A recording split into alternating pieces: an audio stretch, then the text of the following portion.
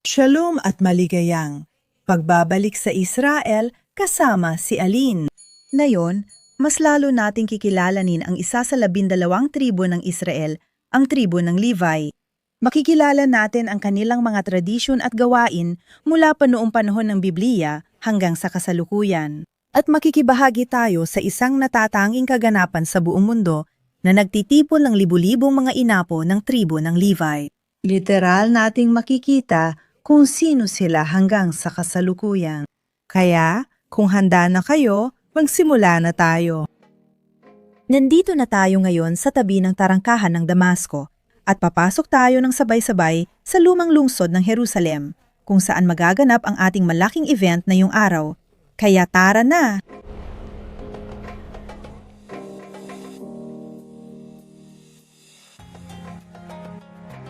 Magsimula tayo kung sino ang 12 tribo ng Israel.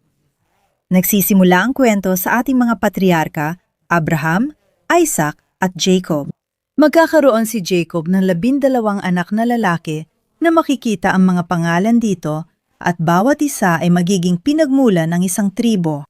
Ang tangi eksepsyon ay ang tribo ni Jose na mahahati sa 2 tribo na tatawaging Manases at Ephraim.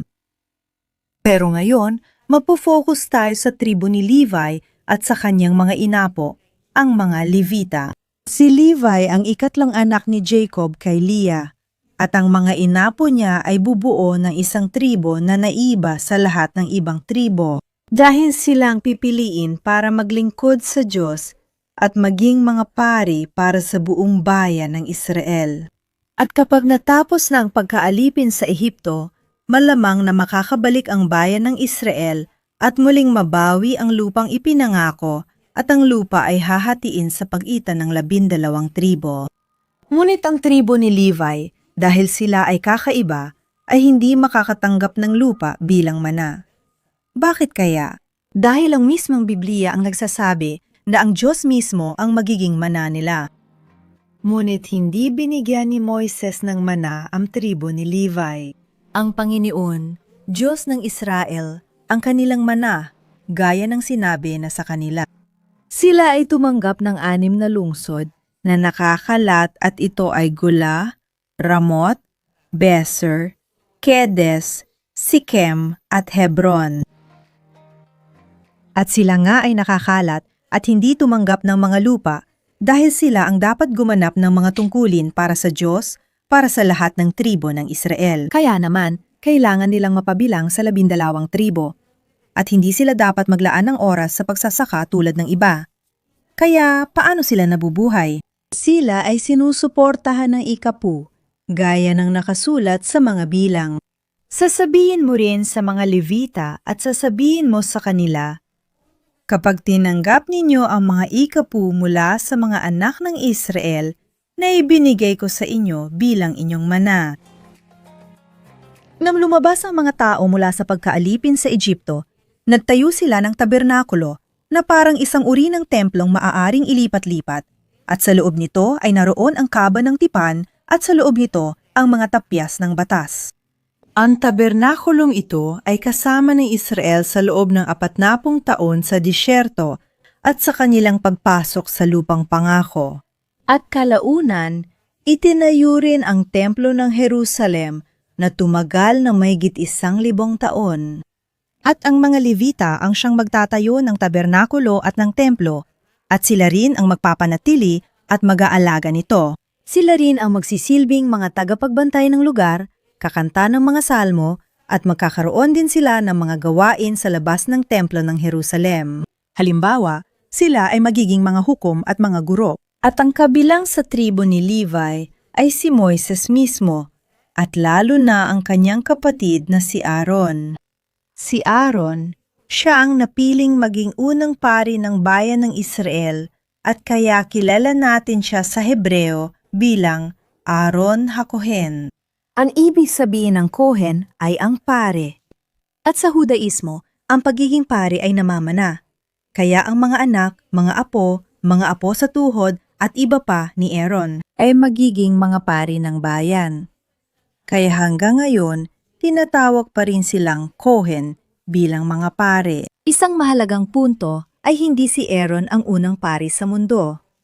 Mayroon ng ibang mga pare bago siya, at isa sa mga kilala ay si Melchizedek. Pero kailangan nating tandaan na si Aaron ang unang pari ng bayan ng Israel mismo.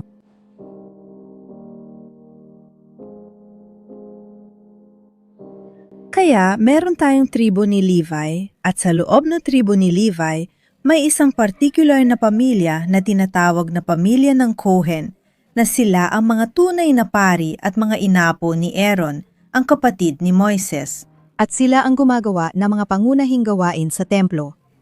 Halimbawa, ang mga paghahandog ng hayop na wala na ngayon. Mayroon silang mga espesyal na kasuotan, gaya ng nakikita ninyo, at mula sa pamilyang ito, pinipili ang punong pare at ito ang kanyang mga kasuotan. Kahit na may paghahati-hati sa mga tribo, lahat ay bahagi ng iisang bayan at pwedeng magpakasal ang sinuman mula sa isang tribo patungo sa iba. At paano naman yun? Palaging sinusunod ang panig ng asawa, ang panig ng ama. Halimbawa, kung ang isang babae mula sa tribo ni Levi ay nagpakasal sa isang lalaki mula sa tribo ni Judah, bibilangin na siya bilang bahagi ng Judah. Salamat, Daddy. Nakatira ako sa Jerusalem. Araw-araw akong naglalakad sa parehong kalsada, bato at lupa kung saan naglakad si Haring David. Hawak ko ang lupa mula sa Temple Mount na maingat sinagip ng mga arkeologo noong dekada 90 sa proyekto ng pagsasala. Ang Temple Mount soil lang ang otorisadong mag-verify at magpatunay ng pagiging totoo at pinagmulan nito. Sobrang saya ko, napakaganda at espesyal nito. Pero higit pa ron, napakalalim ng kahulugan nito. May dala akong bihirang piraso ng kasaysayan mula sa pinakabanal na lugar sa Jerusalem. Dadalhin namin ito sa maraming henerasyon. Dapat magkaroon nito ang bawat Kristiyano habang posible pa. Bawat piraso ay may kasamang pirmadong sertipiko bilang patunay na ikaw ay kabilang sa piling may-ari ng ganitong kayamanan. I-click ang link sa description sa ibaba o i-scan ang QR code para makuha ang buhay na ugnayan mo sa kasaysayang biblikal. Para sa aking mga tagasunod, saan ka man naroroon, libre ang pagpapadala. Shalom! At ngayon, umalik tayo sa video. Noong panahon ni Haring David at Haring Solomon, ang pamilya ni Aaron ay naging napakalaki, kaya hinati ito sa 24 na grupo sa 24 na angkan. At sila ay napakaayos dahil alam ng bawat isa kung ano mga linggo sila dapat maglingkod sa templo ng Jerusalem. Maliban sa mga malalaking pista sa Biblia, dahil sa panahon ng mga malalaking pista, halimbawa ngayong linggo na pista ng mga tabernakulo, lahat sila ay natitipon at naglilingkod ng sabay-sabay dito sa Jerusalem. Pero magbabago ang lahat sa taong 70 pagkatapos ni Kristo, nang wasakin ng mga Romano ang templo ng Jerusalem.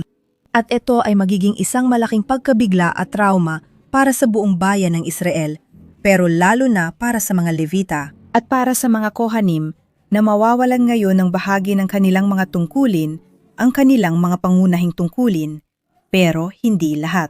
At sa wakas, dumating na ang oras para pag-usapan ang mga Levita at mga Kohanim sa kasalukuyang panahon. Hanggang ngayon, alam natin kung sino ang mga pamilyang ito at mayroon silang mga karapatan at tungkulin na naiiba sa natitirang bahagi ng bayan ng Israel. At ang tanong na hindi mawala-wala, paano natin patuloy na nalalaman kung sino ang mga pamilyang ito? Kahit na lumipas na ang 2,000 taon, loong nasira at sinunog ang templo ng Jerusalem, ang mga pergamino at karamihan ng mga kasulatan na nasa loob ng templo ay nawasak din. Pero may mga kopya rin sa ibang lugar, dito sa Judea, sa Galilea, at pati na rin sa labas ng Israel. Isa sa mga kopyang iyon ay natagpuan pa nga sa Yemen, na may listahan ng 24 na grupo ng mga Kohanim at kung saan nakatira ang bawat isa sa kanila. Bukod pa rito, ang mga Kohanim at mga Levita ay nakikilala sa maraming paraan sa araw-araw na buhay ng mga komunidad ng mga Hudyo. Halimbawa, sa mga libingan. Ang libingan ng lolo ko sa ina na isang Kohen, sa libingan niya ay may ganitong simbolo. Ang simbolo ng mga kamay ay simbolo ng pamilya ng Kohen. Ganon din, kung siya ay Levita, nakasulat din na siya ay Levita. Sa mga sertipiko ng kasal, malinaw na nakalagay kung sino ang Levi, sino ang Kohen, at sino ang kabilang sa natitirang bahagi ng bayan ng Israel. At ang mga sertipikong ito ay kinakailangan. Kaya maaari kong hanapin ang aking sertipiko o ang sertipiko ng aking mga magulang, sertipiko ng aking mga lolo't lola at iba pa. Hanggang ngayon, may mga pampublikong pagbasa ng Torah, ng mga pergamino, tuwing Lunes, Huwebes at Sabado. At ang mga tao ay tinatawag sa pulpito para magbasa para sa kongregasyon. Ang unang taong tatawagin ay palaging isang Kohen, isang pare. Pagkatapos ng isang Levita, iniimbitahan na rin ang ibang miyembro ng kongregasyon na makilahok. Ibig sabihin nito na kung pupunta ka sa isang sinagoga, kung regular kang dumadalo sa sinagoga, alam mo nang mabuti kung sino ang mga kohanim, sino ang mga Levita, at kung sino ang kabilang sa natitirang bahagi ng kongregasyon. Ibig sabihin, alam ng mga tao kung anong pamilya sila kabilang, at alam din ng buong kongregasyon ang tungkol sa isa't isa.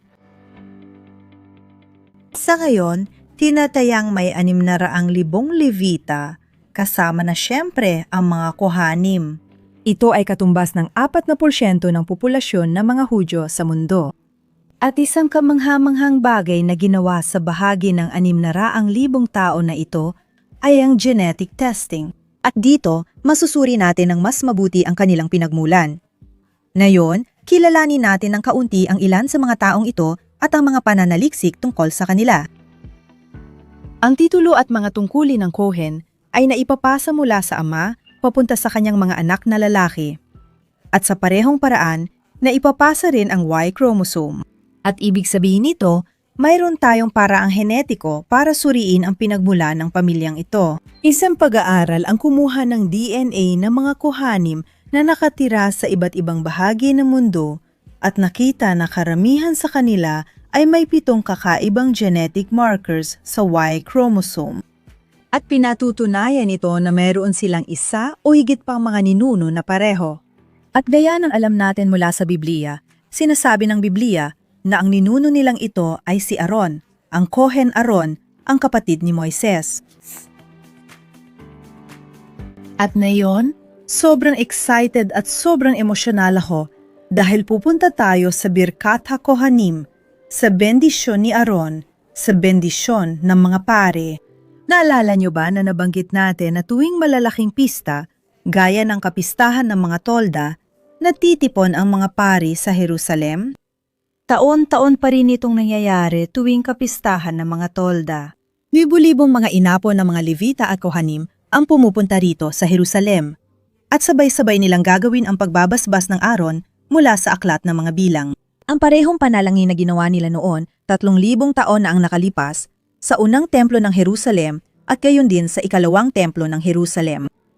Makikita natin mismo ang isang bahagi ng buhay na kasaysayan sa Biblia na patuloy pa ring nangyayari. Ngayon, makikita natin ng personal ang mga Levita at mga Kohanim. Tara na! Ang pagpapalang ito ay ginagawa noon sa templo ng Jerusalem. Pero dahil nawasak na ang templo, saan ito ginagawa ngayon? Ginagawa ito sa Pader ng Panagoy na isang natitirang bahagi ng ikalawang templo. Bago tayo pumunta sa Pader ng Panagoy, may ipapakita lang ako sa inyo saglit. Tingnan ninyo dito sa likod ko ang kubol na ito, o kung tawagin natin sa Hebreo, suka. Ito ay bahagi ng pagdiriwang ng biblikal na kapistahan ng mga tolda. Isa ito sa 7 pangunahing pista sa Biblia at tumatagal ng 7 araw. At inaalala nito ang 40 taon na ginugol ng bayang Israel sa disyerto.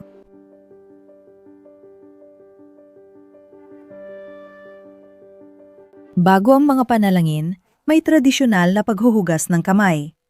Dito makikita natin ang ilang tao na naghahanda na.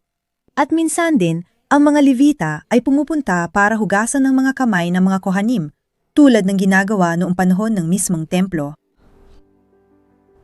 Ang Pader ng Panagoy ay hinati para sa mga lalaki at mga babae. Ngayon, titingnan natin ang bahagi ng mga lalaki dahil ang mga lalaking kohanim at mga Levita ang gumagawa ng lahat ng paghahanda at seremonya. At libo-libo na sila na nagtipon dito ngayon. At sa ilang sandali pa, magsisimula na sila sa pagbibigay ng aronikong basbas.